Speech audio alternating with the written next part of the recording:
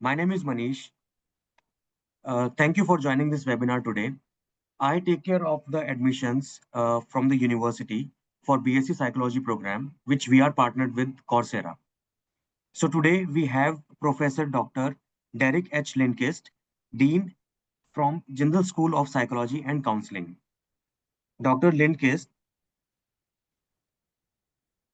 holds a PhD in psychology from Yale University, which was completed in 2004. And prior to joining JGU in 2019, he conducted postdoctoral and faculty research in the US at the institutions like Indiana University and the University of Kansas and Ohio State University, focusing on behavioral neuroscience and learning mechanisms. As a founding dean, he leads academic strategy, interdisciplinary research, and directs the Emotion and Cognition Psychology Research Center at JSPC, which is Jindal School of Psychology and Counseling. Then we have Dr. Meenakshi Banerjee, who is Associate Professor and Program Director for Online Education. Dr. Banerjee is a clinical psychologist trained at NIMHANS with research expertise in affective neuropsychology, cognitive remediation, and narrative and process-based therapies. She also oversees the development and management of the school's online education programs. Then we have Dr. Madhumita R. Dhupar, Assistant Professor, Faculty for Online Education.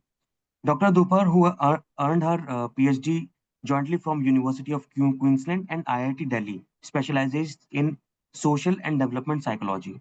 Her work focuses on teacher behavior and adolescent mental health, particularly through digital behavioral interventions with active contribution to international research forums. So now we start the webinar, and I'll pass the mic to Professor Dr. Derek Lindquist to speak about the program. Sure. Thank you very much, Manish. So first, I want to welcome everybody. Thank you for joining. This is really an exciting time. So just a little bit of background about the university itself. So we are part of OP Jindal Global University. This is in Haryana, India. The university is relatively new. It was established in 2009, but they've done remarkably well. We are recognized as an institution of eminence in India, a very prestigious designation. The School of Psychology and Counseling began in 2021. We currently have both undergraduates and postgraduate students. And at this stage, we're very excited to be moving into the online or hybrid realm. And so this program is slated to begin on September 30th. And I think this is a great opportunity for us to really be able to provide a quality education to those outside of our immediate area, for those that have an interest in psychology and are really interested in trying to not just gain the understanding, but to actually be able to acquire a Bachelor of Science degree and then be able to move on. So whether you are a new student, whether you are a working professional that's looking to bone up and maybe get a separate degree, or you're looking for a degree change, I think this new program is going to really be an ideal opportunity for those that are interested in the discipline of psychology. So with that, I'm very pleased to welcome my colleagues, Professor Meenakshi and Professor Madhumita. And what we're going to do is we'll go ahead and do a quick presentation just to give everyone a little bit of hopefully a little clearer understanding of what psychology is and what it offers. And then at the end, we can come back and begin to answer some questions if you have any. So let me go ahead and share my screen. All right, so with that, I will turn it over to Professor Madhumita. Good evening, everyone. Welcome to the session. Like Professor Derek has mentioned, we're going to start with what is psychology. If you can go to the next slide, please. Now, psychology per se has garnered a lot of interest, and most of the time, the most common misconception that people have about psychology is whether we can read their mind. But if you want to understand the genesis of psychology, it comes from two Greek words, psyche, which is the soul or the mind, and logos, which is knowledge or study. Therefore, psychology is a study of the soul and the mind. Now, having said that, what we need to understand is that psychology is still a scientific discipline that uses rigorous methods to study, including experiments, observation, interviews, which helps us study and analyze human mental processes and behavior. When I say mental processes, I'm speaking about the internal functions, for example, thoughts, imagination, desires, feelings, and memories. On the other hand, behavior is all those overt and covert, that is, the hidden and the obvious actions and reactions that we have, which can include our body movement, our facial expressions, and the changes in our physiology.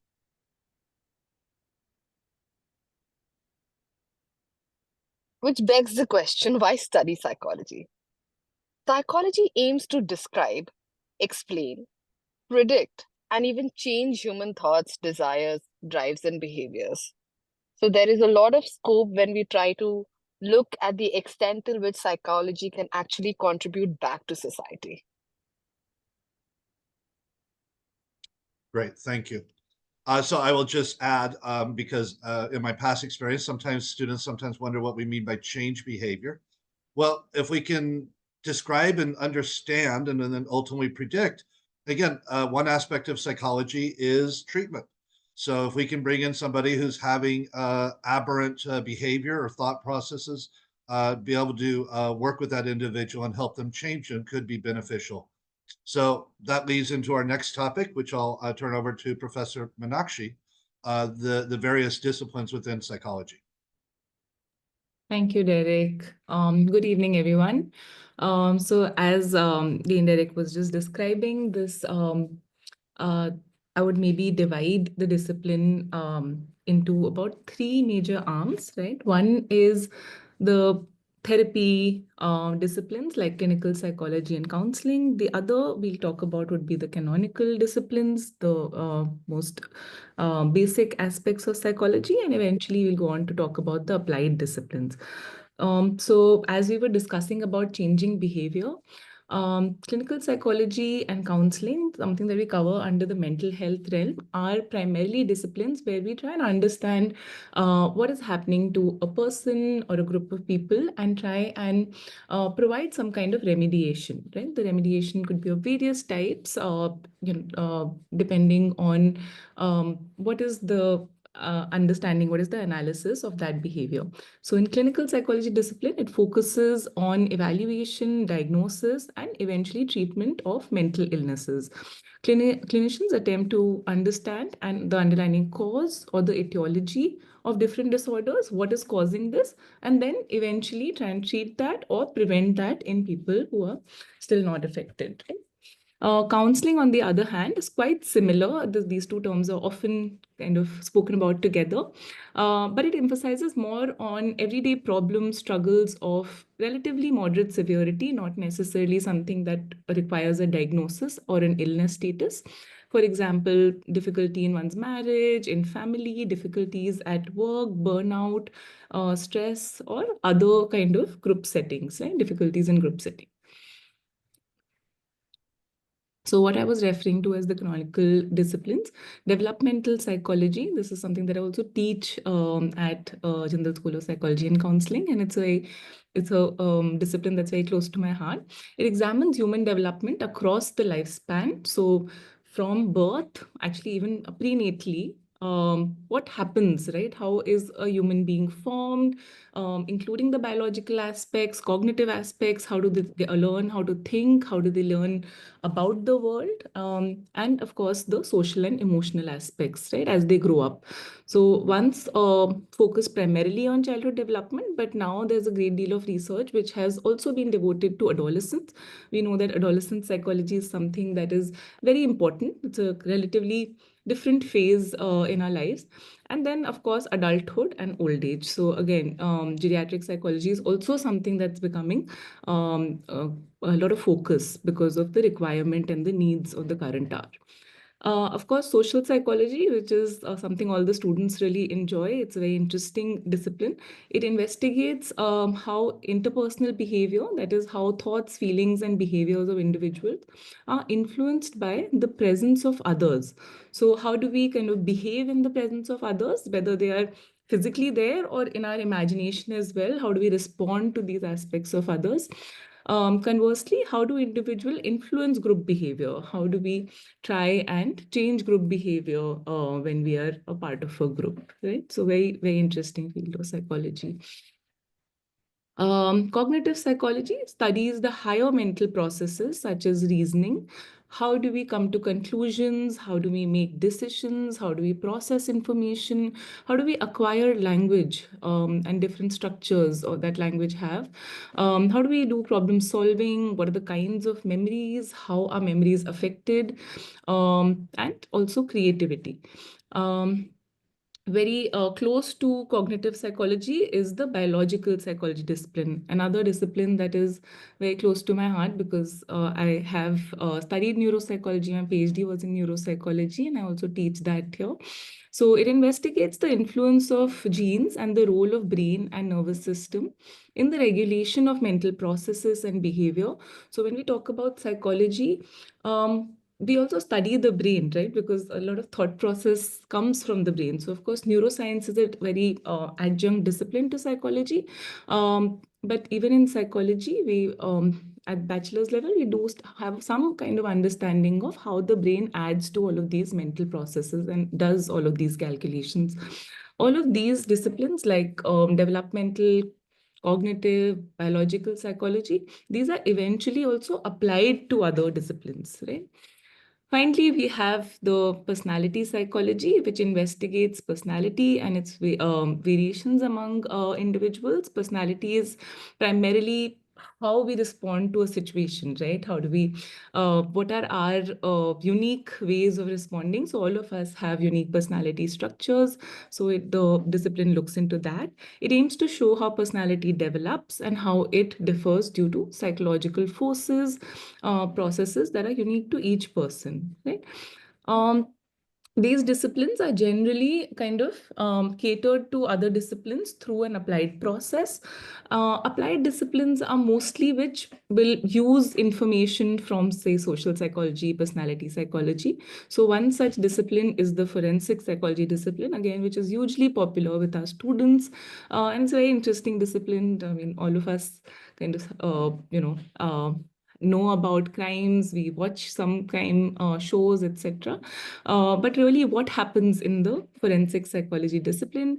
It applies psychological knowledge and methods to research human behavior within the criminal justice system, use of psychological principles and practice as applied to crime and civil law, right? So we're really looking at what we know about human behavior to be able to understand why crime happens, to be able to explore what kind of crimes, to be able to explore criminal behavior, victim behavior, all of that, right?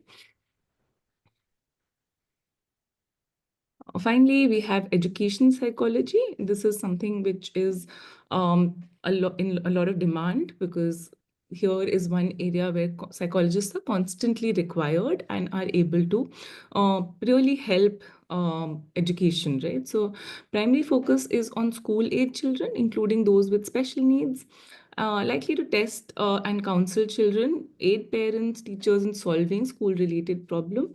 It's also applied in the way, what is the best formats for teaching? How do students learn the best? What are the best learning methods? What are the best teaching methods? So all of that kind of comes under the gamut of educational psychology. Finally, industrial and organizational psychology.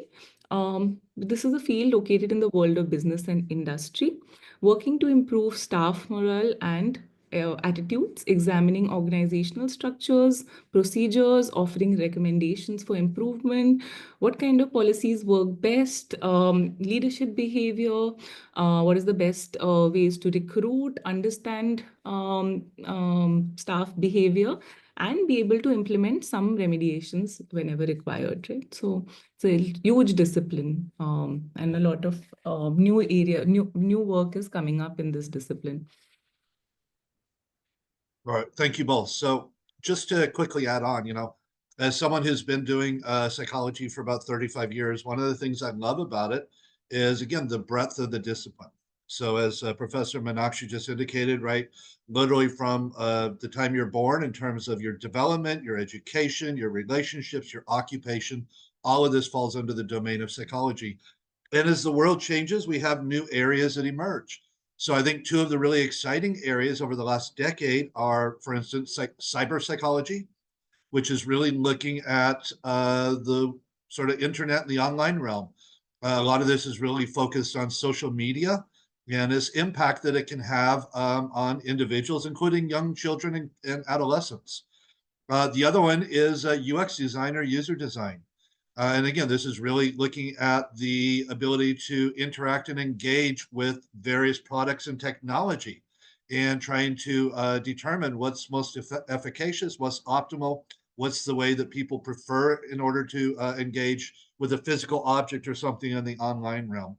So again, it's a very big and broad discipline, and the opportunities available, I think, are quite exciting. And so, again, if you pursue this new BSc degree, you certainly may wonder, well, what can I do with it? Um, Now, I'm going to qualify this and say that this was sort of geared towards younger students that were starting out in college. I understand that some of you may be, again, working professionals or perhaps even retirement.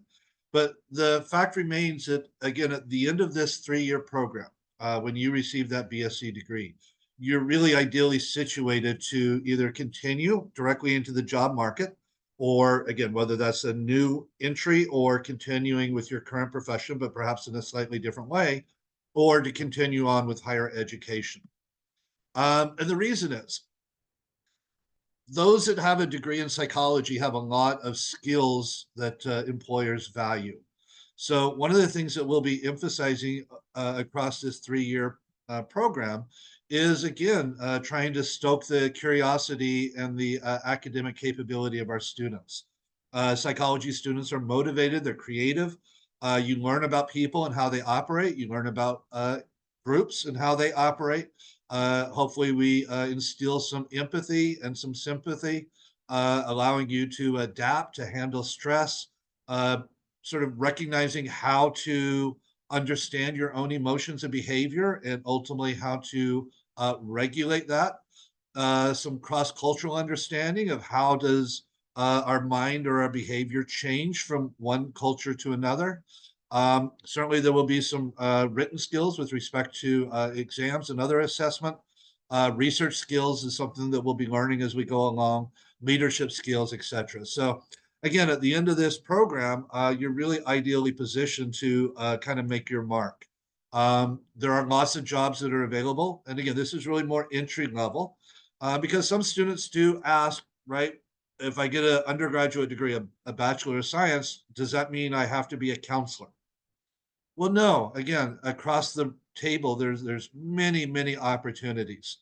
And I won't go through all of these, but I'll just mention a few: a benefits manager, a caseworker, a community organization worker, a disability policy worker, a fundraiser, a financial aid counselor, a police officer, a probation officer, a retail salesperson, a systems analysis, a veterans counselor. So again, the opportunities are quite wide in terms of what you can do.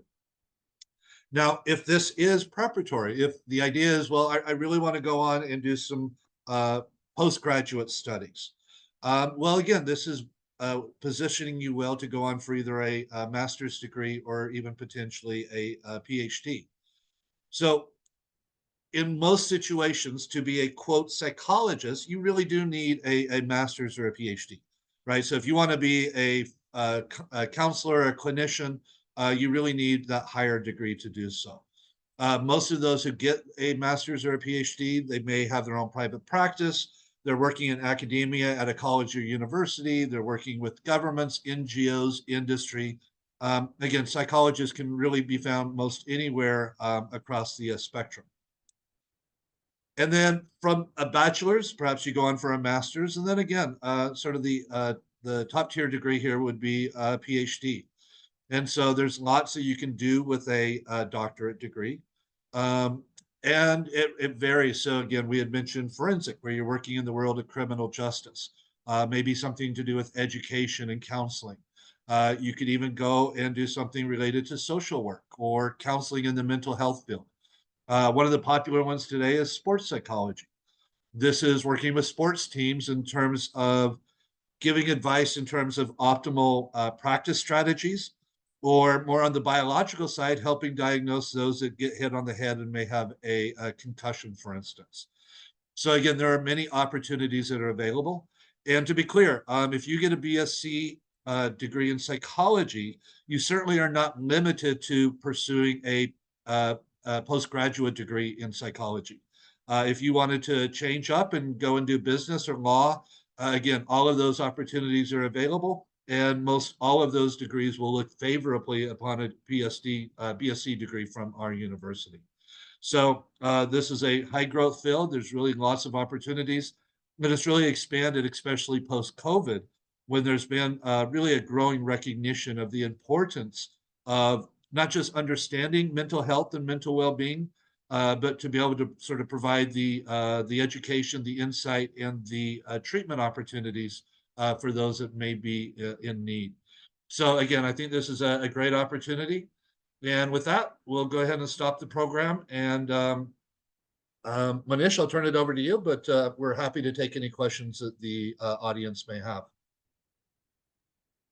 Thank you so much, Professor. Thank you, all the professors. So, professors, we have a couple of questions in the Q&A box, right? I'll just take one of the questions. What are the scientific aspects of psychology and its implications? So, this is a question that is there in the Q&A box right now. Sure. Madhumita, you want to do that one?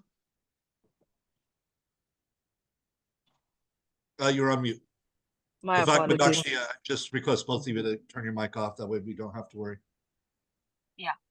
Um, Manish, would you mind repeating the question again so that I frame it correctly? So, the question is, what are the scientific aspects of psychology and its implications? Right. Um, I think I would actually start by mentioning the fact that many people look at psychology through two lenses, through the lens of science and through social science. But science being the cardinal word, uh, gives us a sense that psychology is studied in a rigorous manner. It is not anecdotal evidence. Anecdotal means based on stories. It is not based on everyday metaphors. There are procedures in place that help us study something in depth. For example, if I take a simple aspect like personality, when we say this person seems like an introvert, this person seems like an extrovert, that typology came up after a lot of research. The particular researcher went through the process of recruiting participants, saw how many people are coming into each type, did an experiment to see if it fits into the paradigm, and then came out with the typology. When we are talking about the scientific process of psychology, we are saying any claim that is made in this field, any claim that is meant to forward knowledge in this field, is coming from a lot of research work. It is not dependent on hearsay, it is dependent on the research skill, which is why research becomes a cardinal, central aspect of pursuing psychology. And the implications of this is that at any point when you decide to take a learning and move it forward, now, if it's about workplace, you are thinking about how can we increase employee engagement at work. You're going to look at the previous research or literature that has been done. You're going to see, has it worked in a rural setup? Has it worked in an urban setup? Has it worked in an Indian organization? Has it worked in perhaps say an organization in London? When you see all these aspects together, you see that there is some cross-cultural applications, some application that does not work in other settings. So it gives you the length and breadth of how something is applied in a particular field and how much relevance it holds. Okay. This Actually, I is think if my we could, intake yeah, about it. perfect. I don't mean to cut you off, but I'm looking, we have a lot of questions to get through. Oh, sorry. Sorry. Thank you.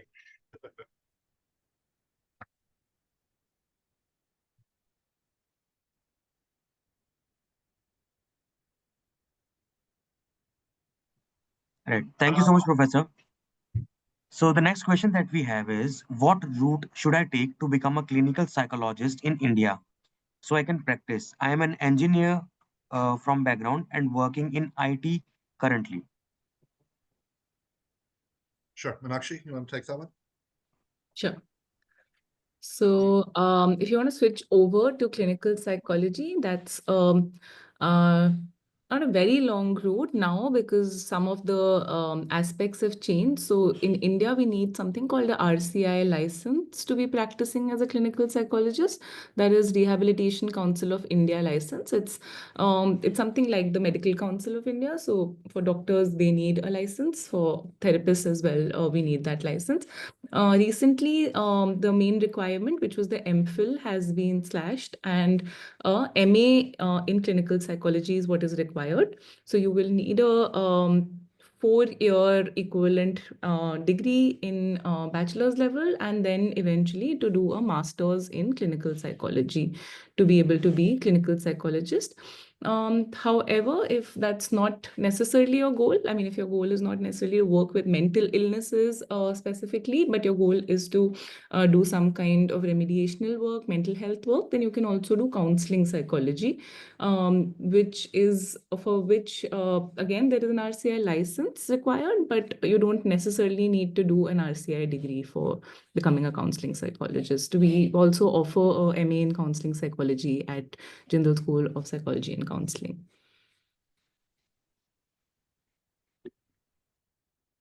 Thank you so much, Professor. So, Professor Derek, I would like you to answer this particular question. We have seen the term criminal psychology, how it is different from others. Sure. So again, this is the area of psychology that is applied to some domain. So the three we had talked about were educational, industrial organization, and criminal. And again, the idea is that we take those psychological principles and findings from psychology and we apply them to the world of criminal justice. So Professor Meenakshi had given a couple of examples. I'll give a couple of more. If I am a psychologist working in the criminal justice system, right, I may be investigating the penal system, the prisons, right? How are they operating? Are they providing adequate care for the prisoners, physical and mental, otherwise? I could go into a courtroom and I study and try to understand how does a jury reach a decision, right? 12 disparate people, how do they come together to decide guilt or innocence? Or I could focus on the individuals themselves, right? Why do people engage in criminal behavior, right? What's the draw? What's the appeal for those that don't just do it once, but maybe show a life of crime? So this is a really big field. Again, you can find this in pretty much any country around the world, and particularly those, again, working alongside the criminal justice system. So the courts, the police force, and the prison system. And it's certainly an area that's really expanded over the last few decades.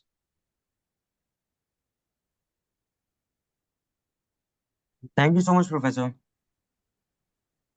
So now I'll randomly put up a question. So this is also one question asked.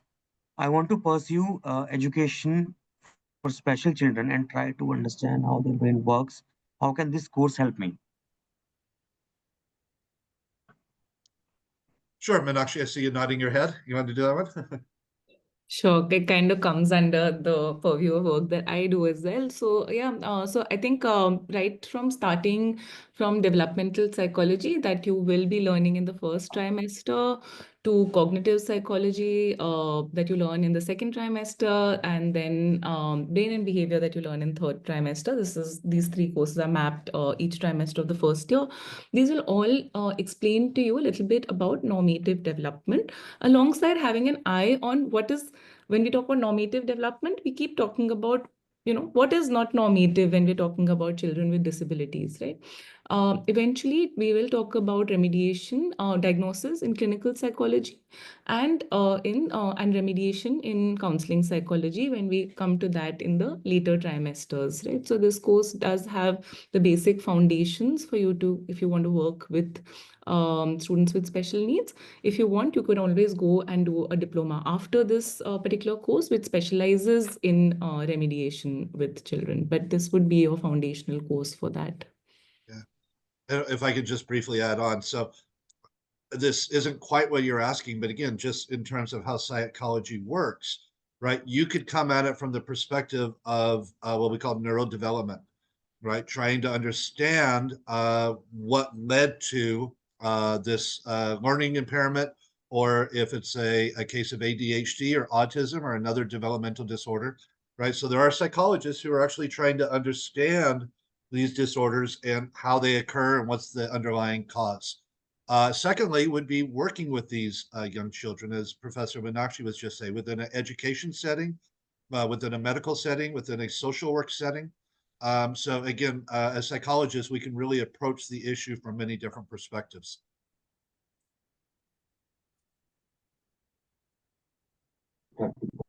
Thank you so much, Professor. 100%.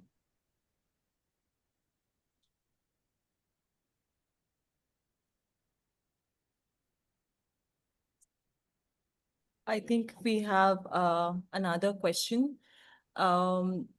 Just wondering how internships are provided in this program as mentioned on Coursera.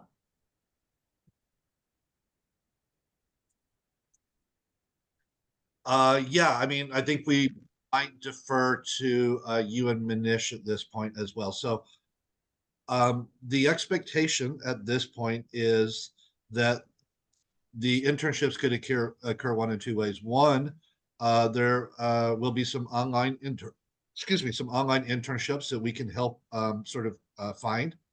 But I would also encourage and hope that the students can do what's called a self-initiated internship. Obviously, with an online degree, we have students from around the world. So the idea here would be is that in your local community, you find a organization, be it a hospital, a mental health center, even a education site online. You would have to submit the details to the school. We would confirm or verify that that is a good opportunity. And then you could actually get real world experience, again, right in your hometown where you are. So my guess is that over the 3 years as we do the internships, it will probably be a combination of both online, again, as well as some local opportunities that the student finds themselves. And Professor Meenakshi, if you have anything to add to that, please do. Yeah, we will have openings, specific openings, and those will be informed well within time. So at least a month or so beforehand, and you can apply for those openings as well. But these primarily would be online openings. So I agree with you, and Derek. I think if you're looking to kind of do a internship offline, I would recommend that you find something we might also over time come up with some internship, because for our residential program we do, but at this point we need to know how many people are joining, what are the kind of places that they're joining from. So this will be online as of now.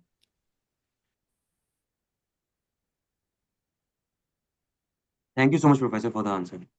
So, Professor, I can see one more question that is asked. So, I have a background in learning design and learning science and technology. Please explain on how cognitive psychology can be good career option and specializations.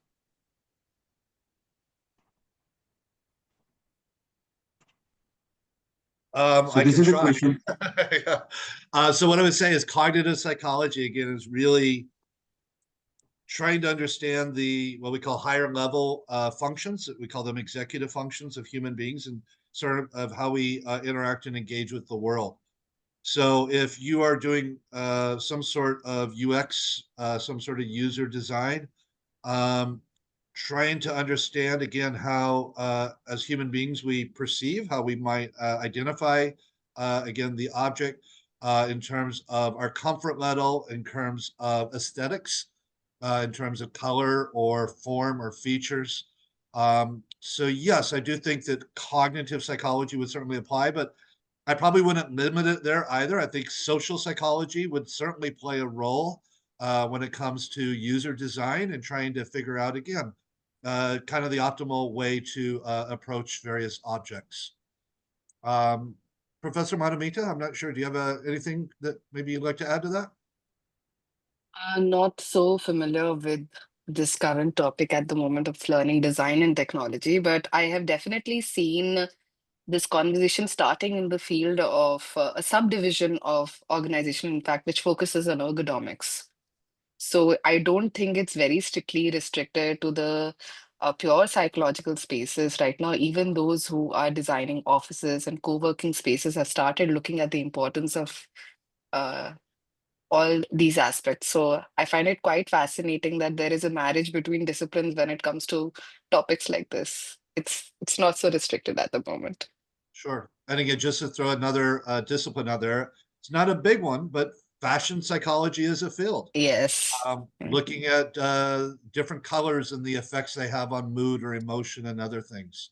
So again, as I was saying, there's virtually no aspect of life that a psychologist can't come in and investigate and Mhm. study.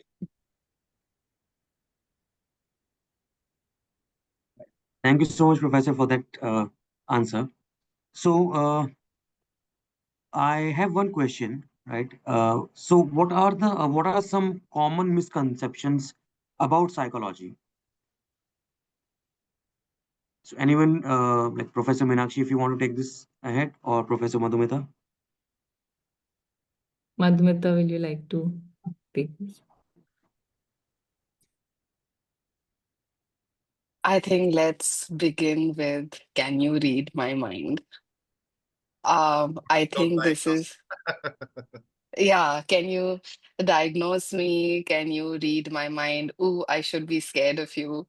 I think that's one of the things that I would really prefer that that's a myth I would really like to bust about psychology. Like I mentioned in the beginning when we were speaking about the scientific process, there's a lot of literature and research that goes into anything and everything that we study, which is why when we come back to how psychology works in everyday life, you will see how it works in fields like technology, in business. Derek mentioned sports psychology, educational psychology, and even public policy. Uh, a lot of you might not be familiar or might be familiar. Till 2017, suicide was criminalized, and it took a lot of work from mental health specialists and policymakers in India who urged for the fact that somebody who is suffering should not be penalized further, which is why after the Mental Health Act of 2017, suicide became decriminalized. So I think it's what we need to understand that it's much beyond just clinical psychology or Sigmund Freud, which are the two words that repeatedly come up with psychology. Uh, I think, yeah, as a psychology educator, that's something I would urge you to see how beautifully expansive this field is. Yeah, and if I could just briefly add, and I think you had addressed this earlier, Madhumita, that as psychologists, we don't take anything at face value. Yes.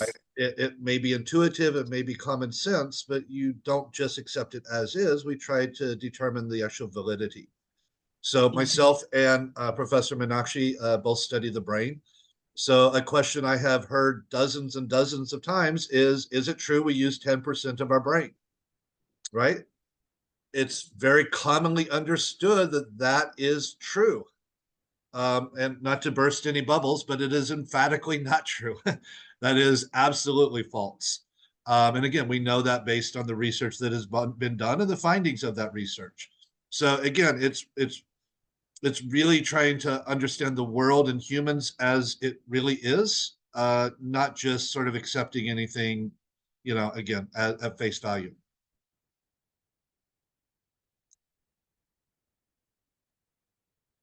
Thank you so much, Professor. Thank you, Professor Madhumita, for that insightful answer for this particular question. So, one more question I have is why is psychology so important in education? in today's world. So anyone, Professor Meenakshi, if you want to take that, or Professor Derek, if you want to take that. No, go ahead, Meenakshi. I, Yeah, sorry. So I think psychology is important. It has always been important. It was just not a very well recognized discipline. It's a very it has a short history of being a discipline, right? Because it kind of merged philosophy and the brain sciences together to be able to form the discipline. But I think currently, specifically why it's important, I think as Dean had mentioned in the presentation as well, post-COVID, we've really seen a kind of expansion in how people are viewing their lives, their circumstances, their emotions, how they are being able to understand self-care, right? So I think we have really seen a growth in people moving out of this understanding that psychology is only for mental illness, right? So if you have a major mental illness which requires you to go to the hospital, then only like a psychologist is important. So one aspect is really that for mental health disciplines in psychology, I think people just want to be more self-aware. They really want to learn about different things in their lives, right? Intergenerational aspects of their lives. So I think one part is that. Second part, like Professor Madhumita was just saying, that the application of psychology is so widespread now. We are looking at psychology in investor behavior. We are looking at psychology in UX, human-centered design.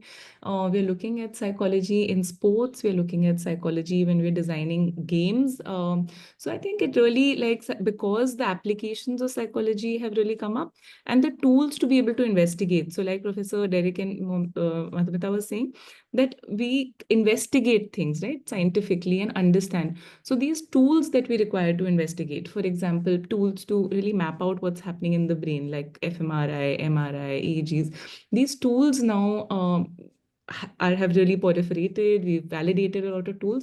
So there is a lot of scope now to be able to use psychology in different disciplines, right? Imagine we could predict so many things about how the brain functions, then we'll use it. We can use it in so many good ways. So Yeah. Can I Well, jump in and add 2 points if that's okay?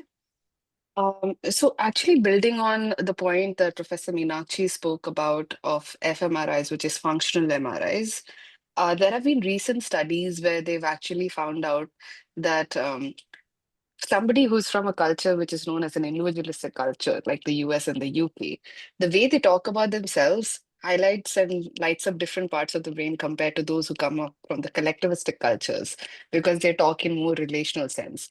And the fact that there is a scientific backing to something which is otherwise intuitive actually helps in even inter continental teams, if you have to look at it. Now, when you're asking what is the relevance of psychology right now, most of the teams are global teams. So when you understand this, you are also understanding how they relate. And building on what Professor Derek spoke about COVID, post-COVID, you had many colleges which started creating apps suddenly for mental health. So I think that's where psychology really took off post-COVID, because people realize it's not one of those fields which can remain in the backbench for a long time. I think they just built on that feeling and we've been moving forward. and actually, I'm going to add just one point before we move on. I think most everything we've been discussing so far has been external focused. I do want to emphasize there may be students out there that are interested in psychology because they want to understand it themselves, right? Why do I do what I do, right? Why do I think, feel, and act the way I do? And so I think one of the benefits of this course is it really does give you insight, again, into humanity, including yourself. And I know from my own experience and talking to students, it's remarkable to kind of learn this stuff in a classroom and then begin to notice these various phenomena in your own personal life. So again, it doesn't all have to be externalized. Certainly, that is a big part of this. But some of this is, again, for students that simply want to better understand themselves, their family, and others around them.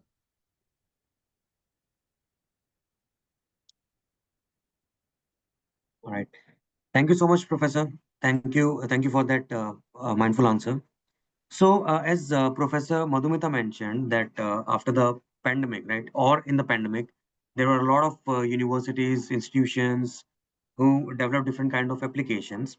So one question I have, how has the pandemic reshaped mental health trends and therapy methods? Would you like to answer this question, Professor? Yes, if that was directed at me, I'm happy to. I think there's been a tremendous transformation, and that is partly inspired by the pandemic, but it is also the rise of AI. Um, Again, right now, today, you can go on to Google or the Apple app place. There are dozens of mental health apps out there. There are online AI assistance tools.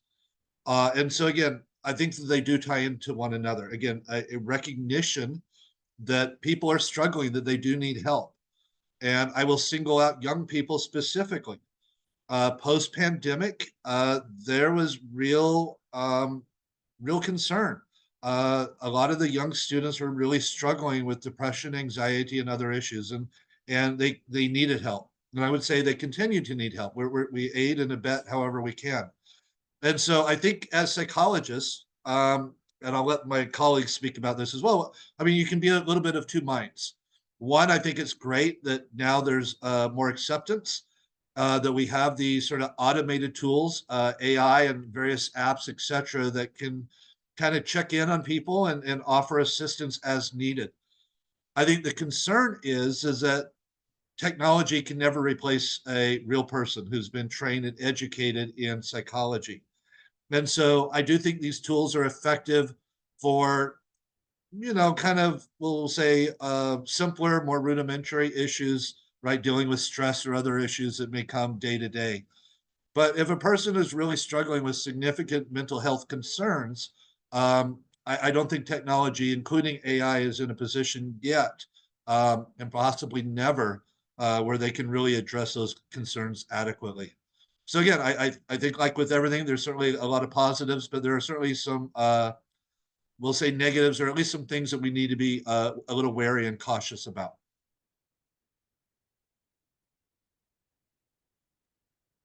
Thank you so much, Professor. So we are almost at the time, right? Well, So Mr. Ganesh, if I could, I think one thing, I did see a question, and I think we should probably address is a campus visit. all right, Professor, can you please let me know the question once? Yeah, so I'm not sure where it was, but I saw somebody had asked about coming to the campus. So again, I think that that is an important part of this online program.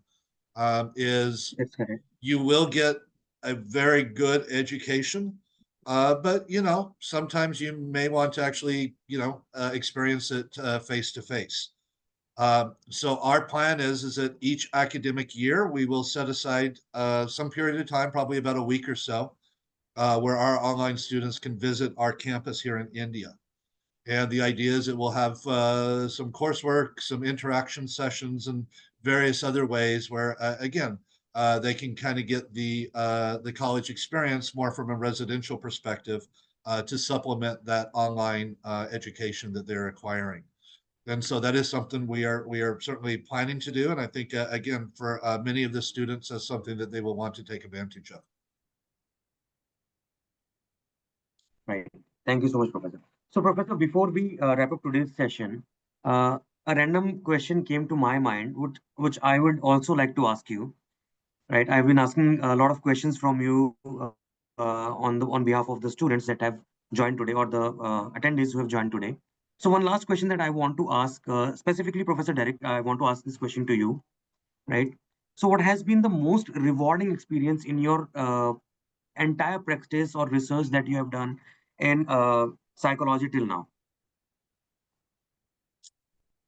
Boy, that's a And great maybe, question. maybe, definitely, we can move to Yeah, it's a Professor little. Meenakshi and Madhumita as well. Well, I would say my career has had a couple of different tracks. So one, I did research at a academic at a university. I did that for about 20 years. And then I came to India about 6 years ago. And again, I started this new school with my colleague. So I loved the research. I generally did. I really enjoy the admin, starting a new school and Again, starting with a very small number of students and faculty. And today, again, we have about 500 students on our campus. And again, we're moving into the online realm. So all that's been very, very exciting.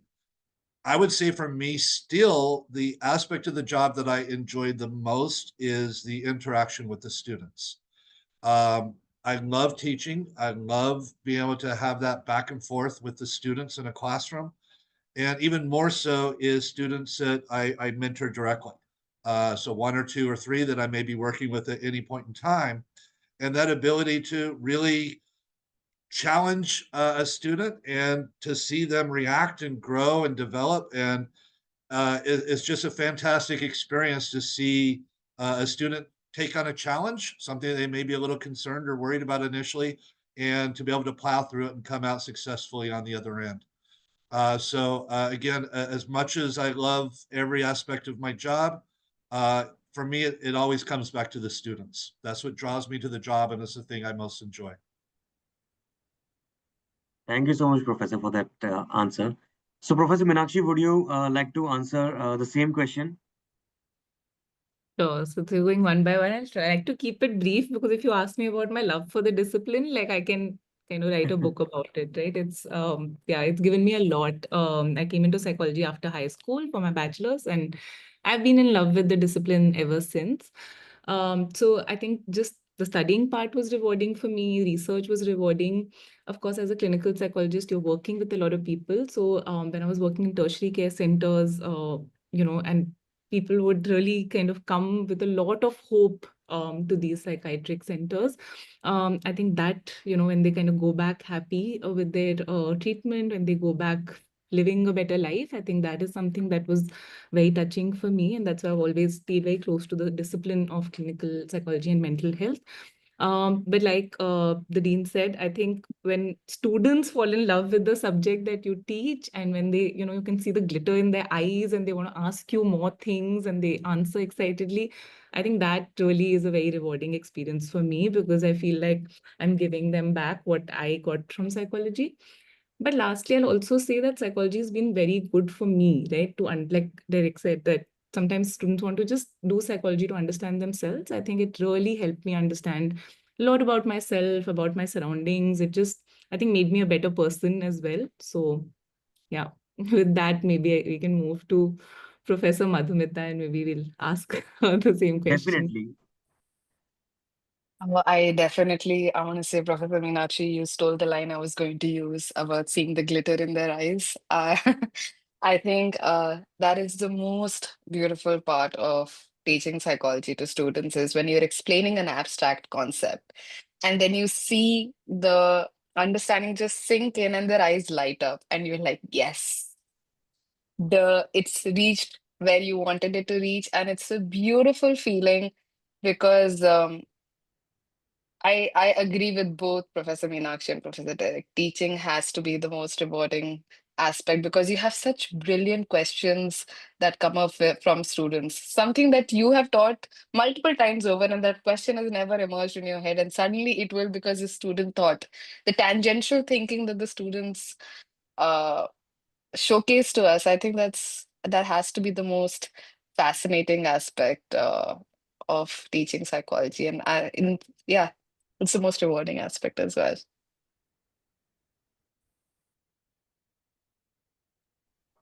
Thank you so much, Professor, for the insightful answers that all three of you have given today. So, we are about time right now, right? So, before we wrap up today's session, I just want to just tell each and every attendees who have joined the session today, the webinar today, right? We are open with the applications currently. Anyone after attending this today's session, if you think psychology is the right path for yourself, you can simply visit to Coursera's website, which is www.coursera.org. You can search for our university and the program. The details are already mentioned in the chat box as well. You can start filling out your application.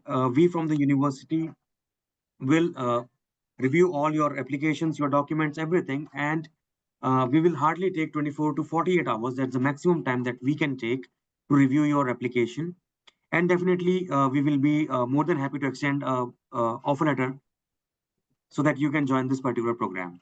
The classes will be starting from 30th of the September, as Professor Derek has informed each and everyone in the beginning of this session, right? So I will be more than excited to see each and every one of you who has joined the webinar today, to see you in the batch as well. Thank you everyone for joining today's session. Professor Derek, thank you so much. Professor Meenakshi and Professor Madhumita, thank you so much for sparing the time today and coming on this session. Thank you, Our everyone. pleasure. Thank you. You. Thank you.